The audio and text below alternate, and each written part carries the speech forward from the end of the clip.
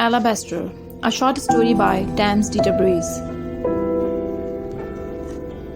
Alabaster was merrier than ever, as he finally saved sufficient money to buy chisels, a rake, a mirror, and a hammer.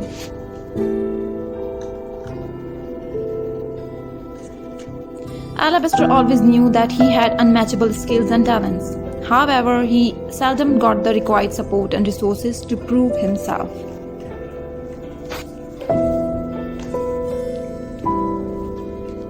Alabaster lived in Rock Valley. His relatives, neighbors, friends, fellows, and himself were all raw rocks, unshaped and never carved. Opposite his massive body, Alabaster's heart was as soft as cotton candy.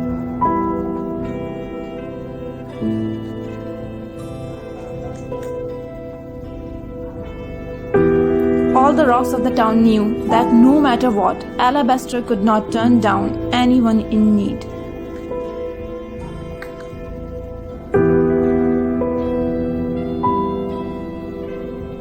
About 3 years ago, it was the middle of the winter when the Rock Valley got an unexpected strange guest. The old man was on his way to a pilgrimage and somehow lost his way.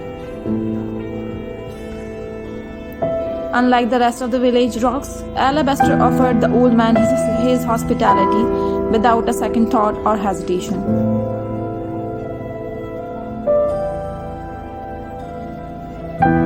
The old man was a wise fellow and had wandered around the world.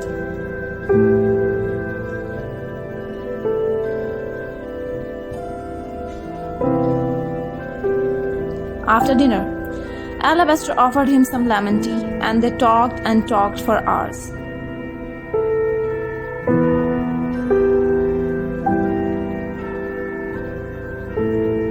During a random conversation, the old man took a few moments to contemplate and finally said, "Can I ask you one thing, young man? Of course, if you don't mind." "Affirmative," replied Alabaster with a tinge of curiosity on his hefty face.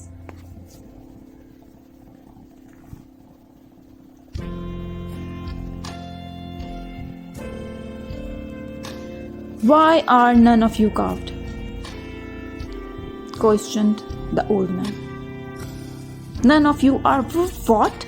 Alabaster inquired, his face flushed with confusion because carved was a foreign term to him.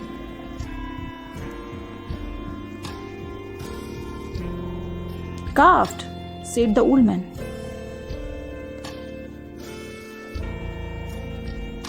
"Well, my dear and kind lad, carving is a practice that turns rocks and stones into something valuable, something meaningful.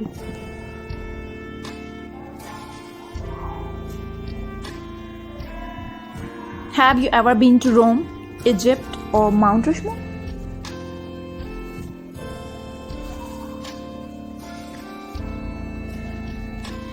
"No, of course not. With this bulk and all, I cannot go anywhere out of Rock Valley," said Alabaster in a helpless tone. "Yes, exactly, that is the problem. You are carrying more than necessary, and the shabbiness of this unfashioned weight is dragging you down, compelling you to stay in this valley all your life, and of course even after death. Now, I'm not saying the Rock Valley is a bad place to live, but it doesn't worth living in forever. You are young, and I feel from your sense of curiosity and a few other attributes that you are different from others, and you should give carving a chance at least." "Wait, I don't understand. What are you trying to say? How could I carve myself?"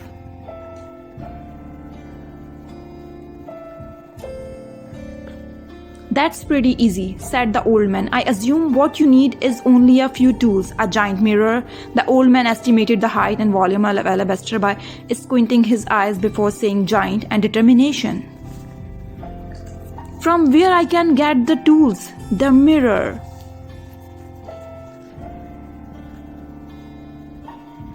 The old man smiled, a secretive smile, as Alabaster did not mention from where he could get determination because he already had that.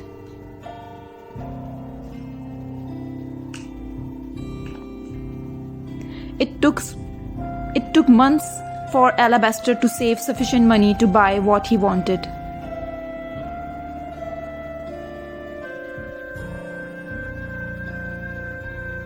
He set up the mirror at a suitable height and placed a stool in front of it.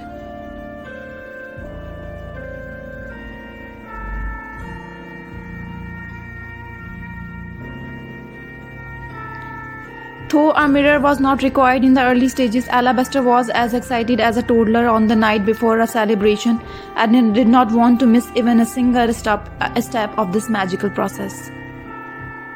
Alabaster started at the bottom. It seemed he had an intuitive image in his mind that was pretty sure about what to carve.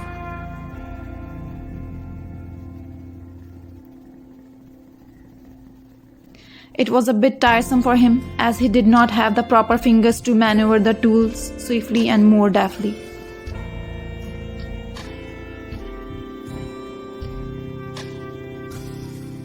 Alabaster removed the difference between day and night and became fully invested.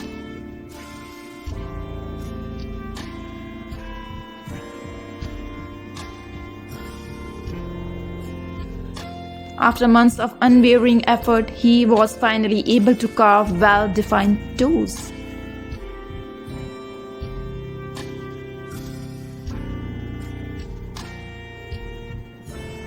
It was a moment of euphoria for Alabaster. He was elated when he went outside for the first time in several months.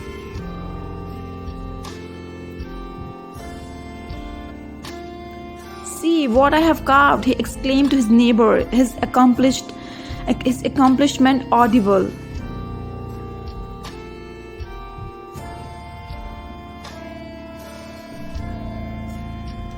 The word spread throughout the valley, though it took time to let people digest the idea of carving.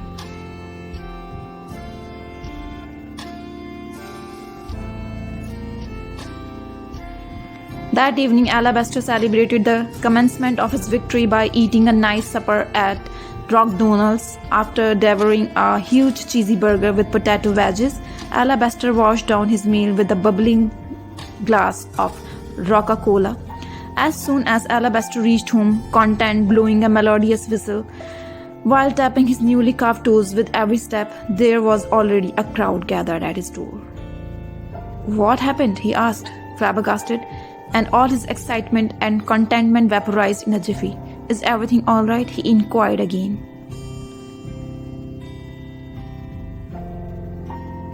"Yes, everything is all right, but we want your help, Alabaster," said an older village man.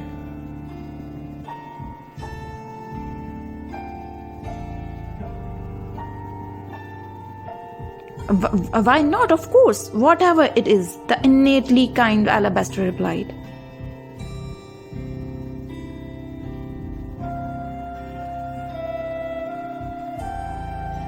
"Please, Alabaster, carve my son." "Please, Alabaster, carve my son," pleaded a woman from the crowd.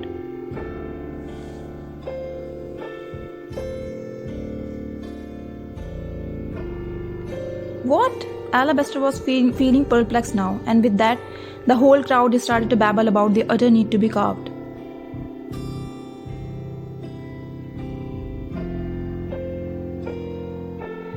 But Alabaster tried to find a wee second of silence to explain. But it's not an easy task.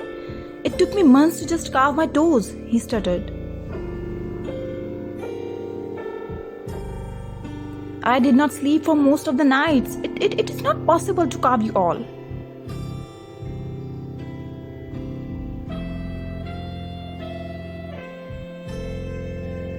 "Please, Alabaster, please, you are my last hope," said another woman. She added, "My son wants to have a better life. I have lost many babies when they were younger, and my son is desperate to live a different life. Carving is the only hope now. I feel scared. What if he commits suicide because of your refusal?" She slyly tried to make use of Alabaster's kindness in an indirect way. "Suicide? No. It should not be like this," Alabaster muttered helplessly. His face was drenched in immense shadows of worry. It had been a year now, and Alabaster was unable to work on himself.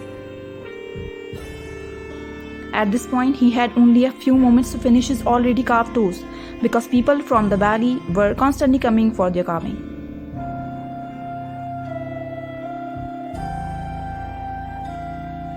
They took turns having different pathetic and utterly tragic reasons for being carved.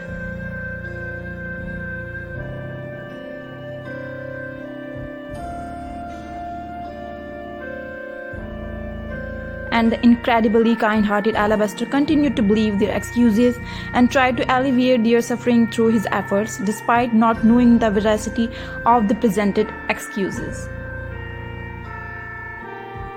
Months passed, years passed.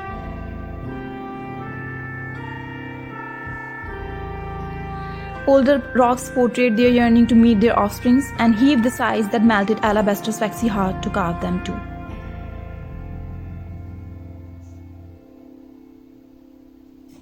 100 years passed in this way, and the rock valley shrank to a little community of purposeless, ancient and dull rocks.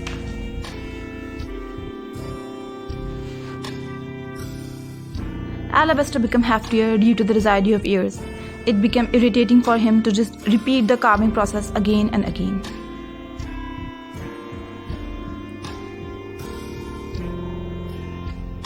All those years also robbed him of his sharp eyesight, and his view turned blurry and sometimes obscured.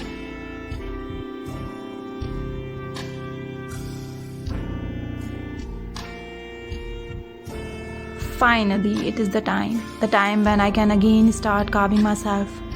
Maybe, thought Alabaster one day.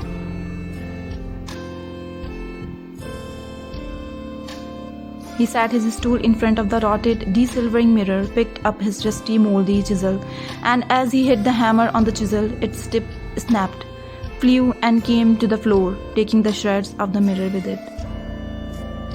In a small home in the rock valley, now there lived a petrified Alabaster, a broken chisel, a shattered mirror, and his tattered determination.